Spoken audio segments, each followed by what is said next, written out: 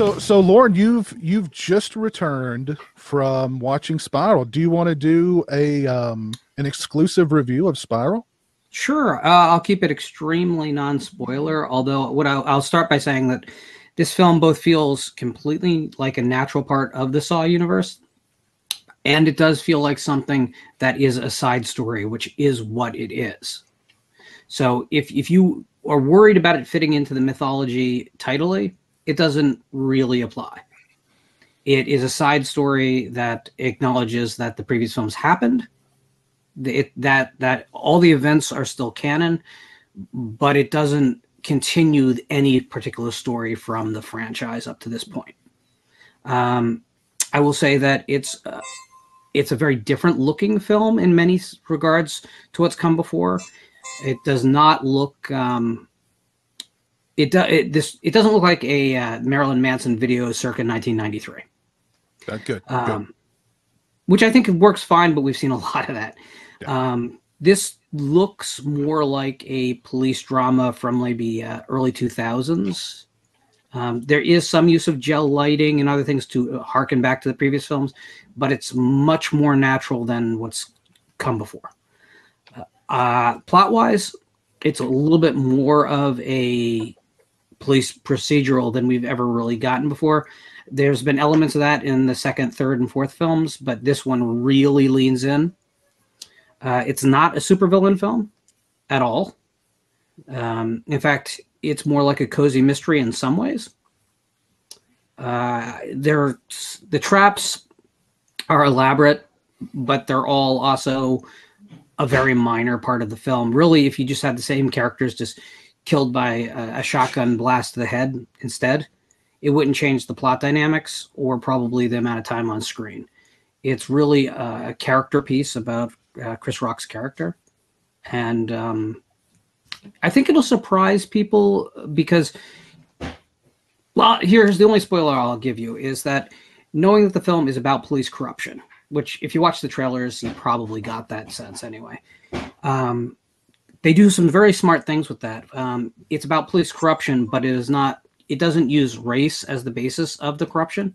And by not doing that, they can actually say something about the corruption that's not just based in emotion, which I thought was really smart. Also, you'd wonder if you could even make a film as grimy as Saw today, right? I mean, they're not politically correct films. Well, literally, the film opens with Chris Rock giving a monologue about Forrest Gump not being able to be made today because it's not politically correct. So they're acknowledging, okay, we're not going to make a woke film here, even though we're making it about a real social issue. Good. I think that's very smart. It's very similar to how the sixth film handled medical insurance in that regard, whereas it was about it, but it wasn't necessarily preaching a single viewpoint on it. It was just saying, hey, this situation's messed up and there's a lot of bad people. Can you tell that Darren Bousman directed it? You can, but it is not a rehash of his previous three Saw films. It looks like his body of work. It does. You definitely can see a return to form. There are some editing choices that are surprisingly lucid. For a series that is known for its tight editing, it's probably some of the tightest edited films ever, maybe even over-edited. This really gives scenes a lot more room to breathe than the series has ever seen before. Acting-wise, look, these films are made very quickly. It's not like there's 2 weeks of rehearsals before they shoot for 8 weeks. These are quick 3-week shoots, and that's always gonna. You're always going to have with these films a sense that the actors were a bit rushed and that they probably all could do better. I don't think there's a single bad actor in the first Saw franchise, but I don't think there's a single time where you're going to say that the best performance from that actor came out of this franchise. And I think this is in that tradition as well. Samuel L. Jackson is fine, but he's on screen for very little of the film. Overall, I give this a solid B, which places it pretty high in the Saw canon for me. The best any film has done is a B+, which is Saw 2. So realistically, it's really one of the better of the franchise. If you like the franchise, you're going to like it. If you hate the franchise, you might have a better chance than you've had in a long time of liking this film, at least since the original trilogy. But if you really hate them and you're just dead in the water, I'm going to hate it no matter what. As long as it's Saw, I'm going to hate it.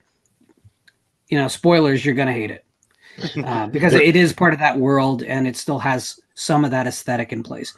Where would you rank this? Here's the real question from Zombie 7979: was Danny DeVito the killer? I thought we weren't going to spoilers. Okay, let's not go there. Yes, don't go there. Would you rank this after Saw 2, or is it still a little lower than Saw 2? I mean, I literally got out of the theater, drove home, and jumped on here. So I need a little bit more time to process and maybe even revisit some of the films that I held higher. Probably my gut is saying that 2, 6, 1, and then this one. But keep in mind, I'd say that 6, 1, and this one are all Bs. None of them are B minuses, so they're pretty tightly packed.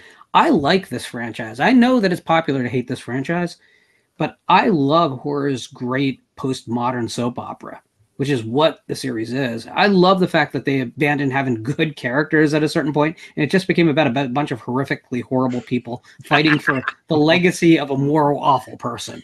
I love the sense of morality that you can't really wrap your head around. I mean, what was the moral compass of Jigsaw? It really is just as confused as the characters, He had a frontal lobe tumor, which caused him to not be able to think straight. That's what really is. I mean, it's funny too. But he didn't, though. Didn't. I know. So he's doing the moral thing, like what I think is right. He's doing for me, what I think is right. So his frontal lobe tumor made him do the right thing, in my opinion. But the diagnosis was wrong by canon. Yeah. So it's just the force of suggestion that you're ill. Saw is an incredible series because you come in for the traps and the grime, and then you get sucked into the storyline, the soap opera of it, where it literally was like, by the time you get to Saw 5, Saw 6, it was like the next episode of a TV show. Absolutely. Yeah. I initially hated Hoffman as a character, and then by the end of the series, he was the only reason I was really watching. I just wanted more and more Hoffman because that over the top mustache curling villain, and the fact that the series leaned in and said, okay, we know you like the awful people. If you ever wanted that serial killer film where you got to root for the serial killer, we're going to give it to you for 3 movies, and I really love that. This is not that, though. This film is very different. I will say this, and this should be good news for everyone. Very little digital in this film. So coming off of Saw Final Chapter, which was just all digital, then they did that for the 3D. I get it, but it's always going to be a tainted installment for that reason, if nothing else. This is better than Jigsaw. I don't mind Jigsaw, but Jigsaw felt very much like kind of been there, done that. This feels fresher than that. How did Stingray morph from Jigsaw's lair to Dan's room? I just noticed. I'm at Dan's house. Wow. How did that happen? This went in some dark David Lynch shit real fast. I know. Yeah, please name yourself the real Dan, okay? Different time period, I guess, or something. I don't know what's going on. Yeah, man. Put a poster up since. It's parallel. We got parallel timelines going on, different dimensions. Jeez, what's going on here? Who's Hoffman? Who's gonna be Hoffman? Films were funny.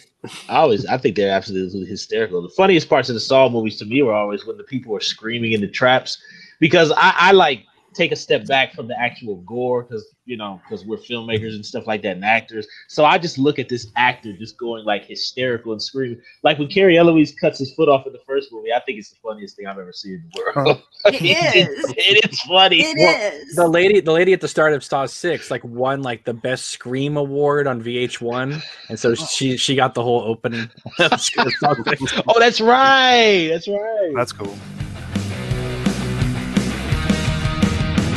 Clips just like this, be sure to subscribe to the Region Free YouTube channel and also check out the Patreon to get exclusive content and become a Regionaire.